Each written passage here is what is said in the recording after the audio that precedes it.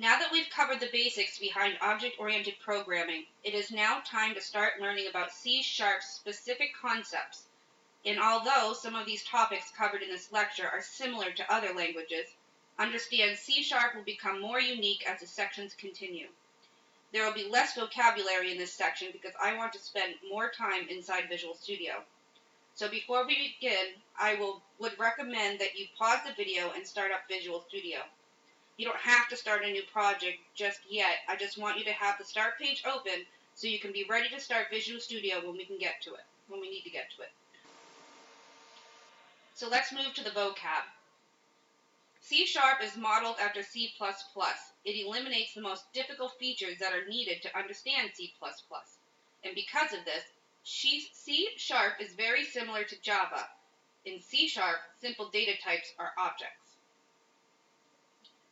Here's something you also need to know. Every application must have a main method. When a programmer class has a main method, they are called application classes. So what does a method look like? Well, we can distinguish a method by a pair of parentheses. A method will consist of two parts, a method header and a method body. Method header is the name and information about what will be passed and returned from the method. In the case of the main method, it is a void method, and this means that the set of instructions that will be ran have no value to be returned. In another scenario, maybe a method will return a number, or a string, or some set of information that relates to a certain objective. The body is all of the information or set of instructions that exist within a pair of curly braces.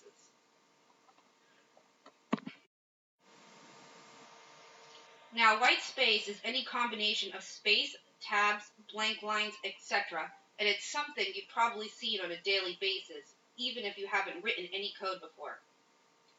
Anytime that you've written an email, or even written a Word document, or even handwritten something on a piece of paper, white space existed. Anytime you've indented or used a blank space, that is also called white space. And if you formatted a paragraph on Word and used double spacing, when you finish a line, it goes to an additional line, but it skips, then this is called white space in between. Well, in programming code, white space is handy when you want to make your code legible. And although programming can be written without any white spaces and lines after line, it wouldn't be very legible, much like if you continue to write word after word in a Word document. You'd want to have some good indentation, so it's good practice to keep these organized by using white space, and I'll provide an example later on. Now, access modifiers are public, private, protected, etc., and they define what the permissions are for the method, and although we will not deal with these subjects in great detail just yet, it's something to keep in mind. These indicate to the main program what pieces of information are allowed to be modified or accessed, and the ability to access a certain object or method depends on its permissions. Let me give you an example.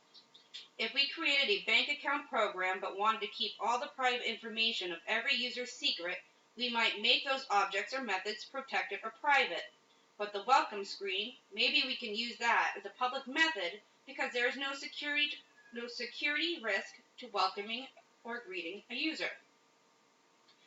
Now, understanding when to use the correct access modifier in real-world scenarios will be very important when starting company-developed programs. Okay, now it's time to open up Visual Studio. Okay, if you haven't already, pause the video so that you can get Visual Studio open and just remain on the start screen. Okay, so now we are in Microsoft Visual Studio, and we are going to program our very first program. And even though this program will be basic, at least you get an idea what we will be doing each time we go into Visual Studio to make something. First off, when you open Visual Studio, we are at the Start page, and we want to create our first project, or for any project after this, we will be doing these steps. We'll go to the File at the top, click New, click Project, and the new project window will open. We want to double check that we are working with Microsoft Visual C#, which you see here is highlighted. If you didn't install Microsoft Visual Studio correctly, and select C# as your environment theme, it might be located in the other language programming language section, which is, because I have so many things installed on here, down here. But if you did it correctly, make sure to select it at the top. And then we will have all the options for the application we want to create. In this example, we will want to create a console application, so go ahead and select console application. And down at the bottom where it says name, let's name this first program. And we'll hit OK.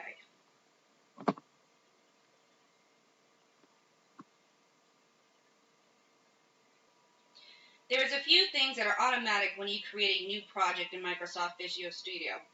Inclusions at the top. Your namespace is the same as your project name. You have a default class called program. And then you have your main method located within that. Now going back to Whitespace, if I hit enter a few times,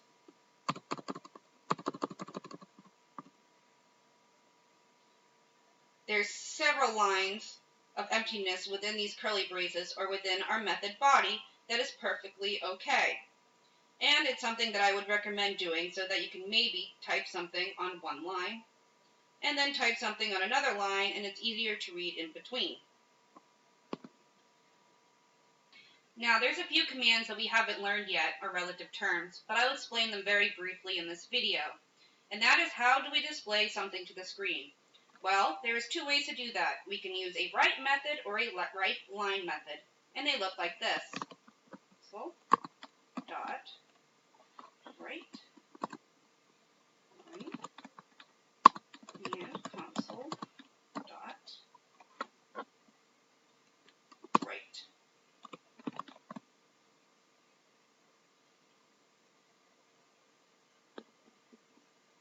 So what's the difference? If you use a console right line, what happens is whenever you type within the literal string or quotations, you'll have an indentation. Let me show you what that looks like real quick.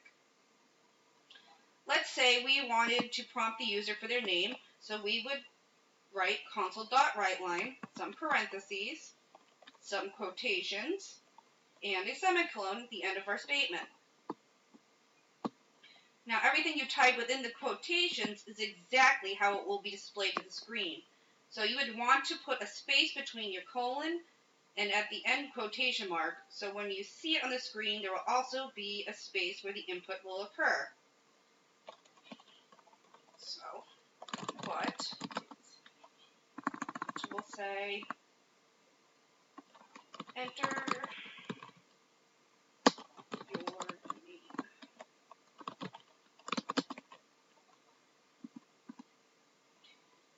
Now, because we want the program to pause after the enter your name line and not auto close, we need to include a console.readline. So we push enter, I'm going to delete this console.write,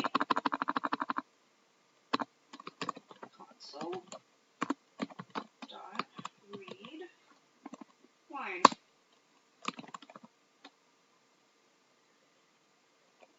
Let's go ahead and run this program. We'll do that by hitting start at the top.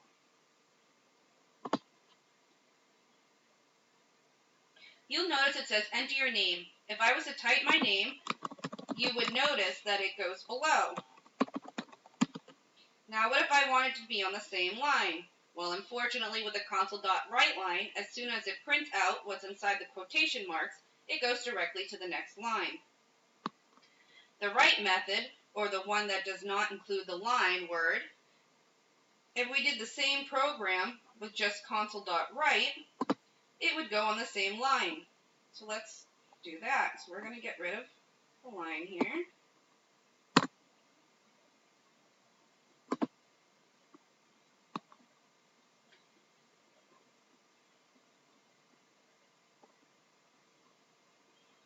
Okay, so we're going to click start.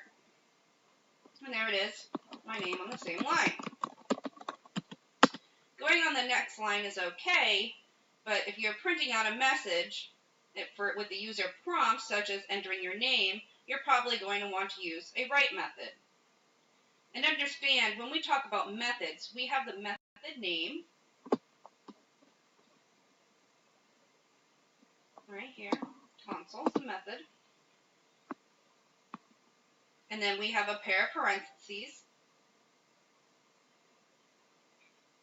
right here. Then we have quotation marks. And then we have a semicolon to end the statement.